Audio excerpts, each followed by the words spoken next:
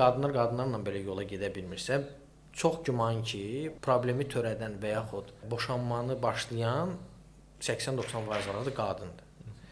İndi sual ondan ibarətdir ki, sizcə niyə? Amma misal üçün geylər arasında ən yüksək xəyanət geylər arasındadır. Və onlar bunu dözürlər və veclərində də çoxaldırlar. Çünki tapmaq çətindir ona görə. Düşünürsən ona görədir. Cause and correlation maraqlıdır. Onu bilmirəm, səbəbini oxumamışam. 3 dənə mövzuya toxundunuz. Birinci gəl mən sizə bir sual verim. 1 trilyon dollarlıq sualdır.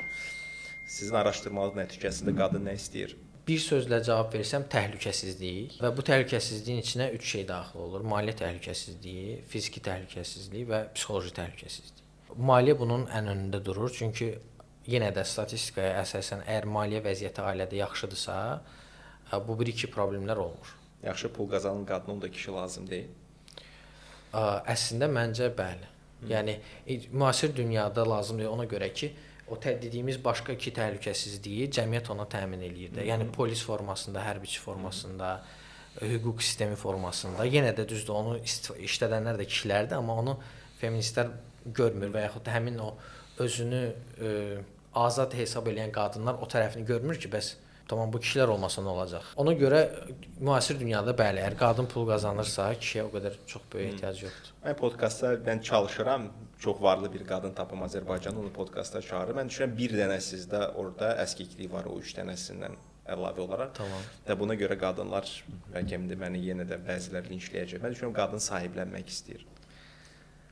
Və sahiblənəndə də tərk eləyir. Gərək sahiblənmək istəsin, amma sahiblənə bilməsin. Sadəcə elə kişiyə sahiblənmək istəyir ki, ondan qat-qat daha yaxşı olsun. Birbaş böyük olsun, daha uğurlu olsun, daha resurslu olsun, daha müdrik olsun. Yəni ki, özündən daha yüksəkdə olan bir kişiyə sonda onun tərəfinə sahiblənmək istəyir. Və bunu heç kim verə bilmir kişidən başqa. Mən ona görə düşünürəm ki, hətta varlı qadınlar belə səmimi məhəbbət axtarışındadır. Mən burada biraz sizlə mübahisə eləyəcəm. Məncə sahiblənmək yox, əslində təslim olmaq istəyir.